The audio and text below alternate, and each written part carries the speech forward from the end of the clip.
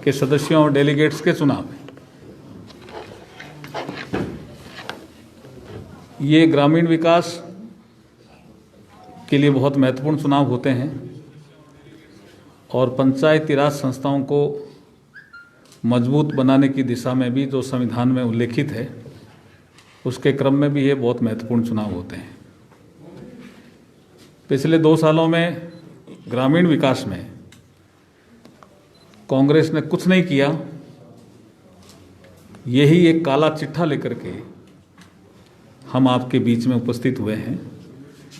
1-2 उदाहरण से आपको चीज़ें समझ में भी आएगी और कुछ डिटेल में अलका जी से आपसे मुखातिब होगी।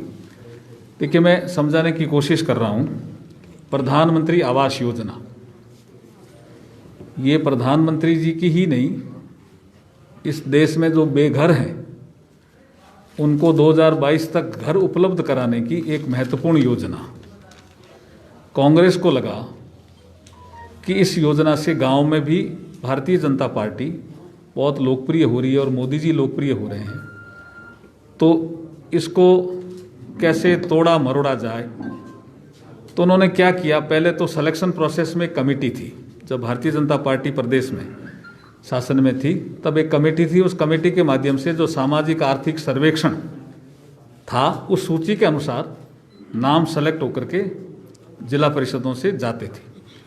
अब इन्होंने सरपंचों को अधिकार दे दिया। तो कमेटी के बजाय सरपंचों को अधिकार देना, और सरपंच ने देखा भी राज किसका है, उसके अनुरूप उन्होंने उसको तोड़ना मरोड़ना शुरू किया सूची को।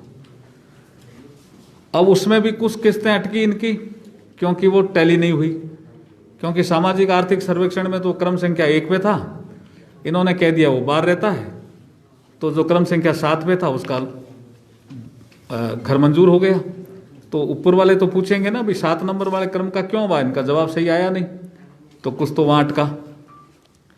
इन्होंने कुछ अपना हिस्सा जो 40% इनको देना होता है, आपको जानकर आश्चर्य होगा कि 2,60,000 घर बने हुए इंतजार कर रहे हैं किस्तों के लिए। इन्होंने अपना 40% हिस्सा नहीं दिया। ये कांग्रेस सरकार की 2 साल में देन है।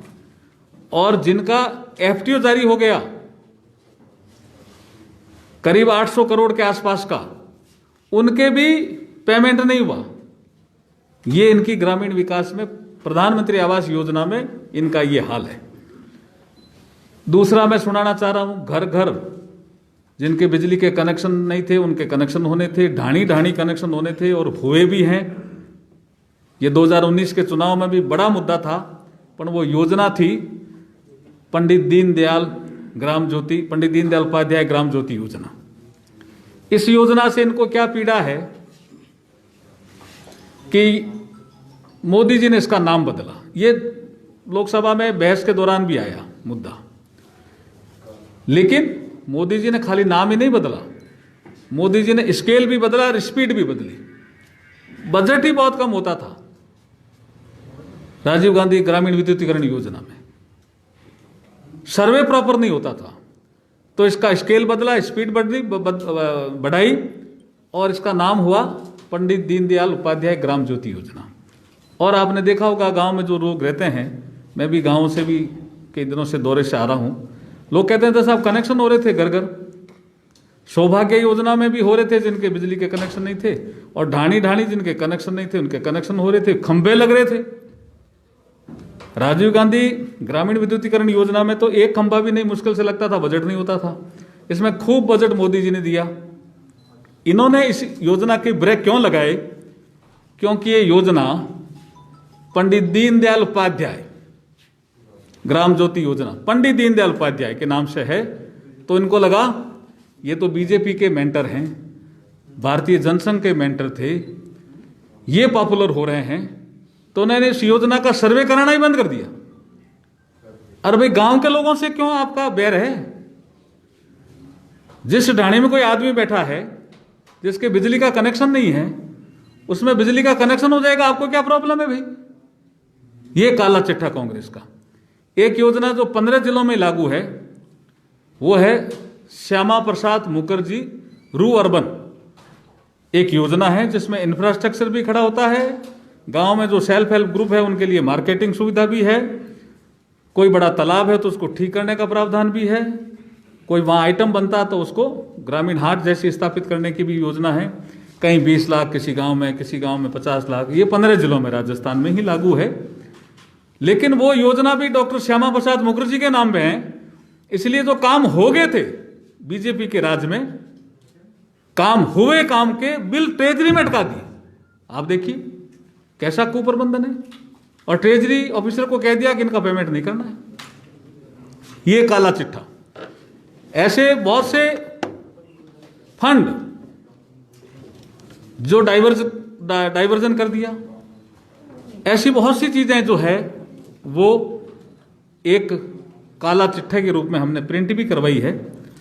और हम ये स्पष्ट रूप से कह रहे हैं कि इन 2 सालों में जो कांग्रेस के सत्ता के 2 केंद्र रहे, या तो उसके कारण ये गवर्नेंस नहीं दे पाए, या इनके मन में ये आया कि ये प्रधानमंत्री मोदी जी की फ्लैगशिप योजनाएं हैं, इनको प्रॉपरली लागू करेंगे तो भारतीय जनता पार्टी लोकप्रिय होगी, उस कारण से इन योजनाओं को रोक दो। लेकिन नई योजना भी नहीं लेके आए। आयुष्मान भारत, गांव का आदमी कहता मुझे 5 लाख का इलाज चाहिए कि नहीं चाहिए। अब आयुष्मान भारत 5 लाख का फ्री इलाज इंश्योरेंस कवर के माध्यम से, उसको तो आप लागू नहीं कर रहे हो, और नई योजना आप ला नहीं रहे हो। मुख्यमंत्री जल स्वावलंबन योजना, बहुत से राज्यों ने कहा, स्टडी हुई, उसमें यह आया कि इसमें जल स्तर सुधरा है राजस्थान का, वो योजना तो आपने बंद कर दी। लेकिन जो वाटर सेट पुरानी योजना थी उसको भी चालू नहीं किया।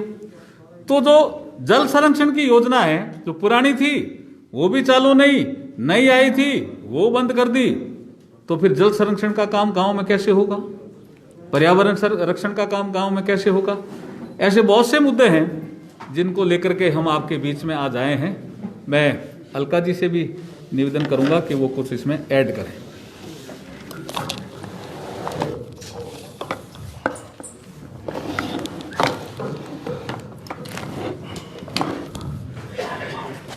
सभी को दिवाली की बहुत बहुत शुभकामनाएं। माननीय अर्जुन मेघवाल जी ने बहुत विषय ले लिए हैं, लेकिन पंचायत राज जिसकी शुरुआत राजस्थान से हुई थी और लोकतंत्र की पहली इकाई है, इस चुनाव को इस कांग्रेस की सरकार ने एक मजाक बना दिया है। ये पैसे का रोना रोते हैं कि हमारे पास पैसा नहीं है, लेकिन ये चुनाव पिछले 2 साल से लगातार चल रहे हैं। कुछ पंचायतों के चुनाव 2 साल पहले हो गए, कुछ पंचायतों के अभी हो रहे हैं, जिला परिषद पंचायत समितियों के कुछ अभी हो रहे हैं, और अभी भी 12 जिले बाकी हैं। और आज सुबह कुछ अस्पष्ट सी बात आई है कि 5 और जिलों में चुनाव साथ में हो सकते हैं। तो ये आर्थिक कुप्रबंधन का सबसे बड़ा उदाहरण है। और जैसा कि माननीय मेघवाल जी कह रहे थे कि इनका आपस का झगड़ा इस चरम पर है कि राजस्थान की जनता त्राहिमाम कर रही है। योजनाएं तो ये बंद कर ही चुके हैं, लेकिन वित्त आयोग का जो पैसा है करीब 250 करोड़ रुपए, प्रथम किश्त और द्वितीय किश्त, ये अभी तक रिलीज नहीं कर पाए हैं। 4000 करोड़ रुपए जो राष्ट्रीय योजनाओं, राष्ट्रीय वित्त आयोग की तरफ से आता है, वो पैसा रुका हुआ है। और राजस्थान के इतिहास में 25 वर्ष में पहली बार 6ठे वित्त आयोग का गठन ये सरकार कर नहीं पाई है। तो निश्चित रूप से लोकतंत्र का गला घोटने वाली सरकार है, आर्थिक कुप्रबंधन है, और लॉ एंड ऑर्डर की जो स्थिति है वो सभी जगह आप लोग देख रहे हैं, गांव में हो शहर में हो, महिलाएं इस राज्य में सबसे ज्यादा प्रताड़ित हैं। और राजस्थान महिला अपराध में सिरमौर हो चुका है, बच्चों के प्रति अपराध बढ़े हैं, और योजनाएं समाप्त होने के साथ जो हमने काम जहां तक किए थे, अगर ग्रामीण क्षेत्र में कहीं रोड़ी पड़ी हुई है तो वो रोड़ी ही पड़ी हुई है, कहीं सड़क का पत्थर हमारा लग चुका था तो वहीं तक है। कंप्लीशन अगर किसी चीज का हो गया है तो उस पर पत्थर लगाने का काम जरूर इस सरकार ने किया है, बाकी ग्रामीण विकास को अवरुद्ध करने का काम गहलोत सरकार ने सबसे पहले किया है। और ये इनका आर्थिक कुप्रबंधन और आपसी झगड़े का ही परिणाम है। तो लोकतंत्र की पहली कड़ी के और ग्रामीण विकास को अवरुद्ध करने वाली ये सरकार है। निश्चित रूप से जनता त्रस्त है। किसानों की बात की जाए तो इन्होंने जो चुनावी घोषणाएं की थी, ऋण माफी ये कर नहीं पाए। इन्होंने जो शेड्यूल बैंक और व्यावसायिक बैंक थे उनके लिए भी अपने बजट में घोषणा की थी कि हम 20 लाख किसानों का 2 लाख रुपए तक का ऋण माफी करेंगे। उसकी भी सिर्फ मंत्रिमंडलीय कमेटी बनी है। तो यह सरकार किसी भी पक्ष को राहत नहीं दे पाई है और सिर्फ होटलों में ये मस्त रहने वाली सरकार है। और आर्थिक कुप्रबंधन इस कदर है कि ना तो ये विकास कर पा रही है और ना ही ये जनता के लिए जो इन्होंने जन घोषणाओं में वादे किए थे उनको पूर्ण कर पा रही है।